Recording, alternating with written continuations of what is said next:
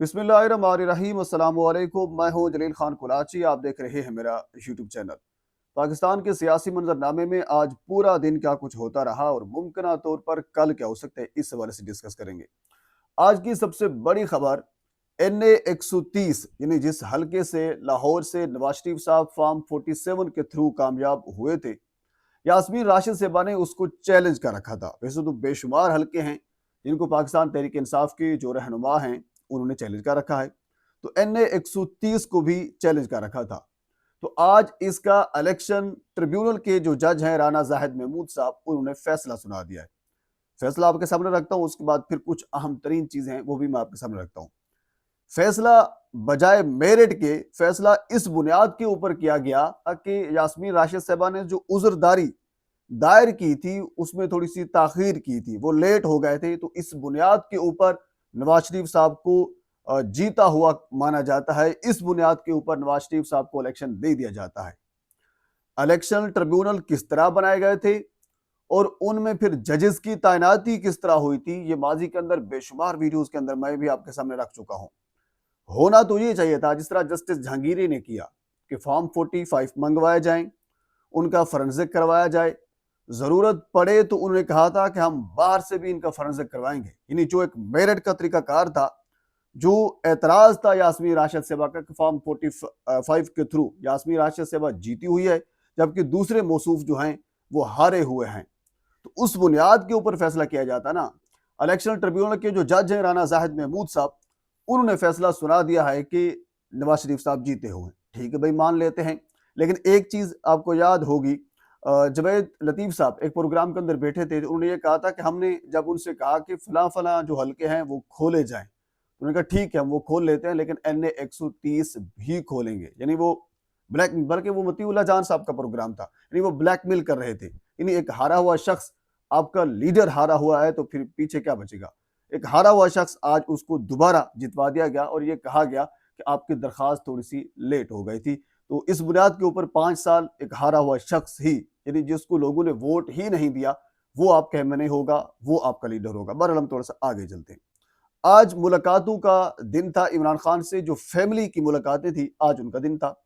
और आज हमें यह पता चला कि जो निज़ाम है वो पहले से ज्यादा सख्त था, और उसकी वजूहात फिर हमने जानने की कोशिश की कि ऐसा क्या हो रहा है। उसकी सबसे बड़ी वजह जो सामने आई वो सुहेल अफरीदी का दौराए पंजाब था। यानी पंजाब के अंदर जो उन्होंने एक स्ट्रीट मूवमेंट की है और पंजाब के अंदर जो लोगों को उन्होंने मोबिलाइजेशन की है, और उसके साथ फिर वो पूरे पाकिस्तान के अंदर जो एक स्ट्रीट मूवमेंट का जो मुहिम है, जो खान साहब की हिदायत है, जो उसको लेकर चल रहे हैं, उसका अच्छा खासा असर पड़ रहा है निज़ाम के ऊपर। तो आज मुलाकात तो दूर की बात है, बख्तरबंद गाड़ियां भी मंगवाई गई, वाटर कैनन भी पहले से मंगवाए गए, पुलिस की भारी नफरी तैनात की गई, और इवन की इवन नईम हैदर पंजोता साहब जो कि इंतहाई वोकल रहनुमा है पाकिस्तान तहरीक इंसाफ के, उन्होंने आज एक ट्वीट भी किया। हमारे कुलीग सहाफ़ी हैं, उनको बाकायदा रोका गया। यानी जो डिजिटल मीडिया है उनको भी, वैसे तो इलेक्ट्रॉनिक मीडिया तो पहले कवर नहीं कर रहा, डिजिटल मीडिया को भी रोक दिया गया कि कवरेज भी नहीं करनी। यानी मतलब यही है कि जो निज़ाम के ऊपर असर पड़ा है सुहेल अफरीदी का, वो वाज़े तौर पर नजर आ रहा है। पर ये भी अपनी जगह पे मौजूद है। आगे चलते हैं। अगली खबर इंतहाई अहम है।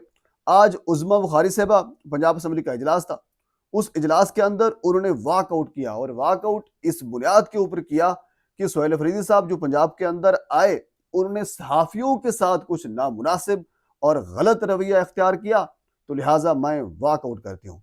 हालांकि इसकी अगर बरअक्स हम बात करें तो मंसूर अली खान अपने व्लॉग के अंदर इस चीज़ की तस्दीक कर चुके हैं कि सुहेल अफरीदी की जो गुफ्तगू थी सहाफ़ियों के साथ, इस किस्म की गुफ्तगू मैंने नहीं देखी।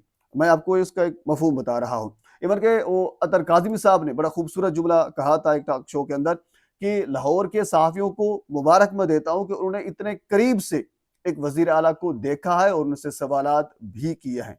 तो बहरहाल, लेकिन साथ ये भी याद रखिएगा, ये वही उज़्मा बुखारी साहबा हैं जिन्होंने ये कहा था कि अगर कुछ किसी ने आए बाएं की तो फिर ये ना कहना कि उनको नौकरी से निकलवा दिया गया। और बाकायदा तौर पर बहुत से ऐसे हमारे कुलीग हैं जिनको नौकरी से निकलवाया भी गया, जिसमें शाकिर रवान और बाकी और भी बहुत से जर्नलिस्ट ऐसे हैं।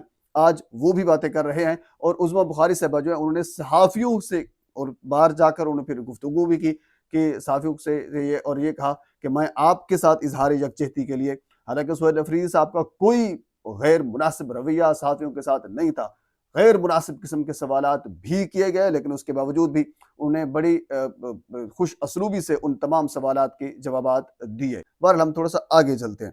اگلی خبر انتہائی اہم ہے، وہ انٹرنیشنل سطح کے اوپر کی خبر ہے، جس میں سعودی عرب اور متحدہ عرب امارات ان دونوں کے درمیان ایک تناؤ ہے، اور اس تناؤ کا جو اثر پڑے گا سب سے زیادہ جو میں سمجھتا ہوں وہ پاکستان کے اوپر پڑے گا، کیونکہ پاکستان کے مفادات ان دونوں کے ساتھ جڑے ہوئے ہیں۔ سعودی عرب کے ساتھ تو پاکستان ایک باقاعدہ ایک معاہدہ، دفاعی معاہدہ طے کر چکا ہے کہ ایک پر حملہ دونوں پر حملہ تصور ہوگا، اور اسی طرح جو متحدہ عرب امارات ہے ان کے ساتھ بھی پاکستان کے مفادات جڑے ہوئے ہیں۔ تو خارجہ پالیسی یاد رکھیے ہمیشہ مفادات کے ساتھ ہی چلتی ہے، تو اگر ان کے درمیان کچھ ہوتا ہے تو پاکستان کے اوپر خاصا اثر پڑے گا۔